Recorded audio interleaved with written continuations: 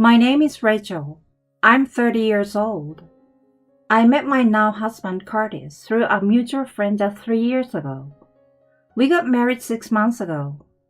Curtis and I are the same age and enjoy camping, hiking, winter sports, and others. We hit it off right away. We enjoyed our dates because we shared the same hobbies, such as climbing mountains and skiing. I thought that even after we got married, we would be able to live ordinary, happy days as before. The reality was not so sweet. I got involved in some troublesome things by marrying Curtis. You can probably guess what that trouble is. It's my relationship with my mother-in-law. In my case, my adversary was not only my mother-in-law, but also my sister-in-law. My husband and I moved to a house near my parents-in-law's house after we got married. For some reason, my mother-in-law seems to think that I'm a woman of the worst kind who had tricked her precious son. Immediately after our marriage, she began to contact me frequently. She started making me come to their house on my way home from work and on my days off. I expected. We had just gotten married and I wanted to spend time with my husband's family as peacefully as possible. When my mother-in-law called me, I couldn't say no. I tried not to visit my mother-in-law's house unless I had something to do. However, when I went to my in-law's house, I was not made to feel welcome. On the contrary, my mother-in-law would make me do all kinds of housework and chores. My father-in-law just looked on and didn't say anything. He just smirks and laughs at me when my mother-in-law said something sarcastic to me. If he's not going to say anything for me, why don't he just shut up? It's a bit of a snide air. Right after we got married, my mother-in-law and father-in-law lived at home like this. Just 2 months ago, my sister-in-law, who was supposed to be married and living with her husband, came back to the family. I don't know the details because I didn't hear them directly. According to my husband's story, my sister-in-law borrowed money in her husband's name. Then she wasted the money into gambling. Her husband found out and asked her for a divorce. My sister-in-law was an extreme gambler and even stole money from my husband's wallet when she was single. It seems that she had always had a history of being sloppy with men. She said it was a miracle that she was able to get married. My husband felt that he could finally distance himself from her. My parents-in-law seems to love my sister-in-law. Objectively speaking, my sister-in-law was 100% to blame. Her parents were happy to accept my sister-in-law, who came back to their house. Not only that, they told my sister-in-law a lot of bad things about me. As a result, my sister-in-law joined in and started to bully me too. It's the dream team. There's my mother-in-law who calls me and forces me to do housework. My father-in-law, who had a snide attitude, and my sister-in-law, who was a foul-mouthed gambling maniac. I thought it would be too much for me after 6 months of marriage. One day, I was summoned back to my parents-in-law's house. My mother-in-law knew that I was off work today. "You're just lounging around at home anyway, aren't you? I will teach you how to be a proper wife, so come over to my house." That's what she said to me. I knew my sister-in-law was there, so I didn't want to go. "No, I had some things to do today," I told her. "Then come over when you are done with your errands, you understand?" Then, she hangs up the phone without even waiting for me to reply. I didn't want to speak ill of my beloved husband's family to him, but I couldn't endure it alone any longer. So I called my husband, who was working that day. "I'm at your parents' house because my mother-in-law called me. Could you come over after work?" My husband immediately responded, "Yes." I finished up at home and headed to my in-laws' house. When I arrived, the three of them were waiting for me. As usual, there is cleaning, laundry, and cooking to do. On this particular day, they spent an additional 2 hours explaining to me what a failure I am as a wife. You don't deserve to be with our son. You don't even have a pretty face. When are you going to divorce him? My mother-in-law said, and my sister-in-law added, That's so true. And they laughed together. My father-in-law didn't join in the conversation, but he was grinning and drinking in the background. When I listened without saying a word, You couldn't say anything because we told the truth. Well, that's right. You seem like a dull woman to look at. My sister-in-law snickered at that. My mother-in-law heard that too. Oh, Grace, you'd feel sorry if I told the truth, wouldn't you? And just when they were laughing their heads off, Hey, what was that? My mother-in-law and sister-in-law turned around in a panic to see my husband standing there. He looked so fierce that they could not imagine what he would do. My mother-in-law and sister-in-law went completely rigid. I was on my way. I knew you would be here soon, so I was excited to see you. My mother-in-law and sister-in-law were laughing out loud because they were too excited to talk. They didn't notice the sound of my husband coming in the front door. What? Curtis! Since when? I've been listening to you since a while ago. I never thought my mother and sister would say such terrible things to Rachel. My husband said with a cold look in his eyes. When my sister-in-law and mother-in-law found out that my husband had heard the whole thing, their faces turned pale. No, no, no. Yes, yes. It was just a little joke. They were desperately trying to make excuses. Their panic was more than I had imagined. I almost laughed a little myself, but my husband didn't take their excuses seriously. You have been hurting Rachel like this, haven't you? And for the record, Dad, you're just as guilty. I have truly failed you both. Don't ever contact me again except for weddings and funerals. Then my mother-in-law and sister-in-law, who had been making a lot of excuses up to that point, freaked out and stopped talking.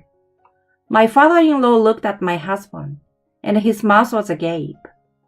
It's true that my husband doesn't usually get angry at all, and he's always kind to his family members.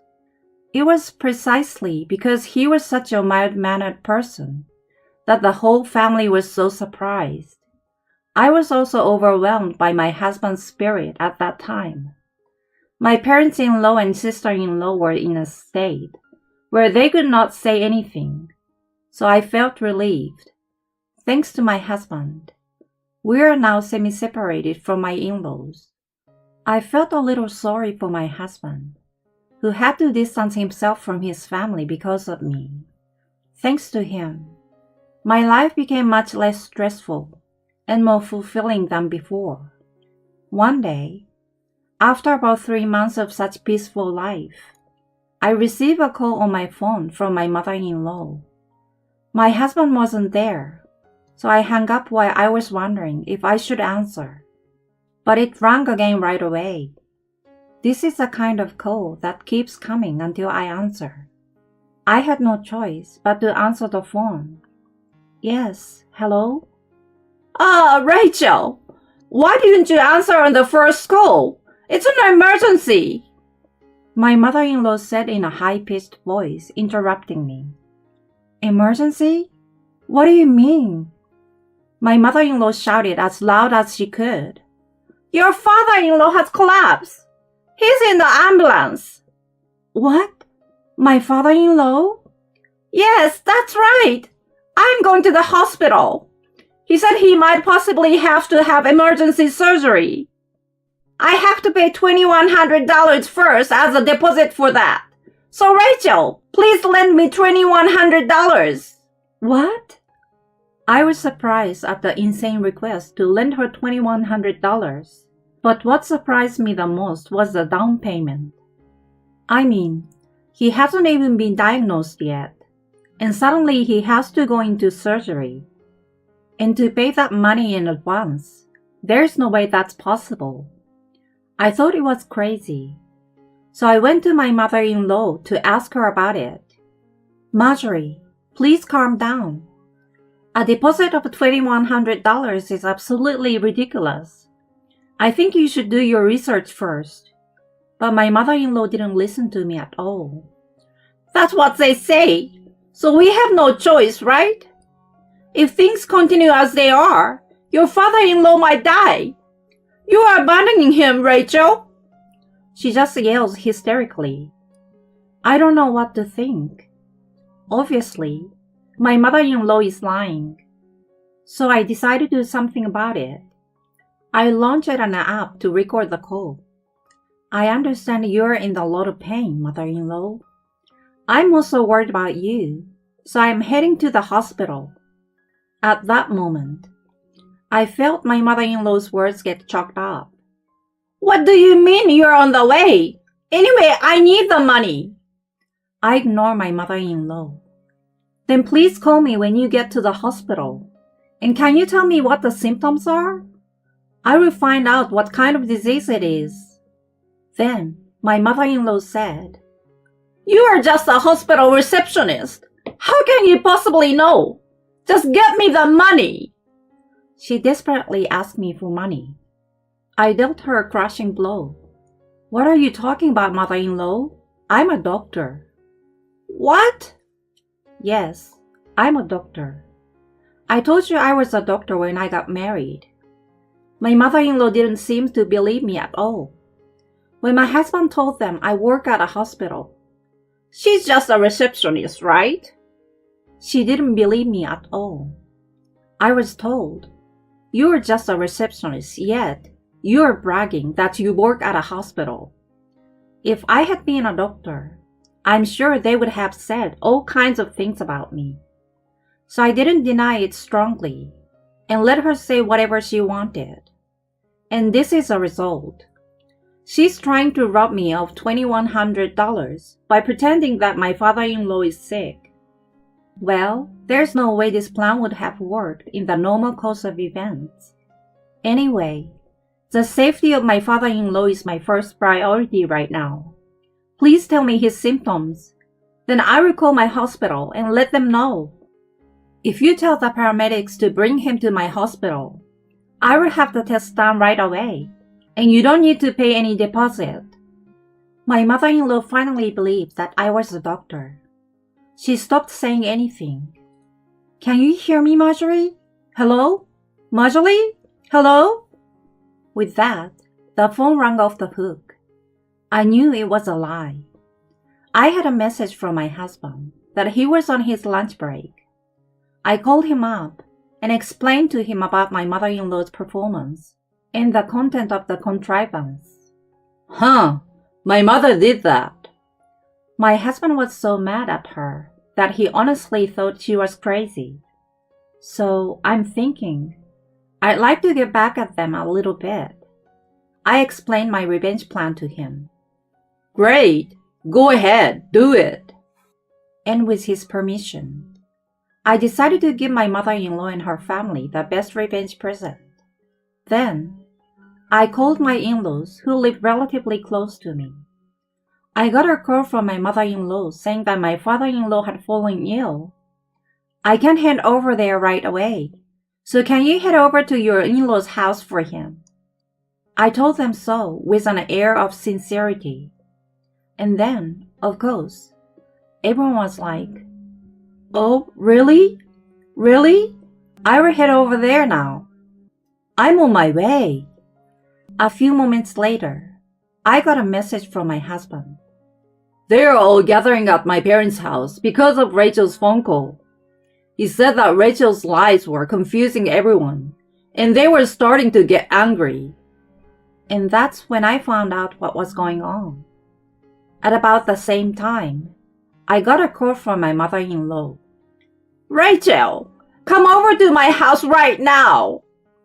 I went to my parents-in-law's house and found not only my mother-in-law, my father-in-law and my sister-in-law, as well as my in-laws who had not contacted.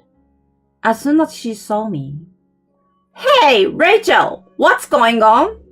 You can just tell everyone that your father fallen ill. It's so annoying," she yelled at me. My sister-in-law followed my mother-in-law's lead.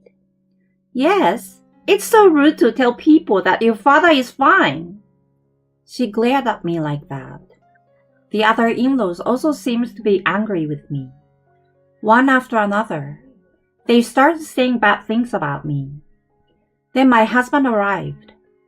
After making eye contact with me, "Hey Rachel, what do you mean my dad's fine?" he said that, and he did a great job of it. "I'm not lying. Your mother called me to tell me that your father had fallen ill. She asked me to lend her money because she needed $2,100 for a security deposit." I told them honestly. Then my mother-in-law and sister-in-law said, "How could you say that?" And they laughed like fools. My sister-in-law also insisted that there was no reason for my mother-in-law to do such a thing. To top it all off, my mother-in-law said, "I can't have a daughter-in-law who is a liar. I'm sorry, but I will make you divorce my son," she said with a triumphant look on her face. I stood up and said, "Can you say that after hearing this?" I started up the app that recorded my conversation with my mother-in-law and played it back. "I'm going to the hospital, and he might have to have emergency surgery. I have to pay a deposit of $2,100 for that. So Rachel, please lend me $2,100. As my mother-in-law's voice started playing on my phone, my mother-in-law turned blue. There was no way my in-laws could have misheard my mother-in-law's voice. My father-in-law's brother asked, "Hey, what's this all about?" asked my mother-in-law and her family in a low voice. "Well, this is..." the mother-in-law began to mumble. Then my husband, who had remained silent until then, spoke up. "Guys, Rachel has been bullied by my mom and my sister for a long time. They didn't even believe that Rachel was a doctor, and they went to this ridiculous length. I just wanted to let you all know what these people are really like today, and that's what me and Rachel came up with. I'm sorry, I dragged you into this." When he said that, everyone's anger immediately turned to my in-laws and sister-in-law. My sister-in-law looked like she was about to cry. "Oh, I really need the money. I'm in debt and I can't get my head around it." That's what she complained. But that doesn't mean this kind of fraud is allowed. My in-laws are saying, "Insulate us. Don't ever contact us again." With these words, they left my parents-in-law's house. Eventually, my husband said, "I'm not going to have anything to do with you people ever again. You don't even have to invite us to your weddings or funerals. Goodbye." With that, he left his parents' house. Since then, my husband and I have not answered even once when we are contacted by my in-laws. We have ignored all phone calls and emails. Rumor has it that my sister-in-law has been repeatedly in debt ever since she moved out. She finally lost her head. She finally had to file for bankruptcy. Because of all the commotion, her reputation in the neighborhood has taken a turn for the worst. They couldn't walk out of the house anymore, so the three of them moved somewhere together. Hearing this, my husband was unmoved. I don't care where they go. They're nobody." That's what he said. Now the 6 months has passed since then. The topic of my parents-in-law's house has come up less and less. Now, it's just in the back of my mind. Well, I don't think we'll ever have to deal with them again. We are now planning to buy our own house, which has been a long-held dream of mine. Until now, we've been thinking about my parents-in-law's house and their future. We have been thinking that our home would come a little later. But now that we are no longer tied to that kind of thing, we decided to take the plunge and buy a house right away. On our days off, my husband and I went to see open houses. Then we have lunch, and I discuss things with him. I'm the happiest I've ever been.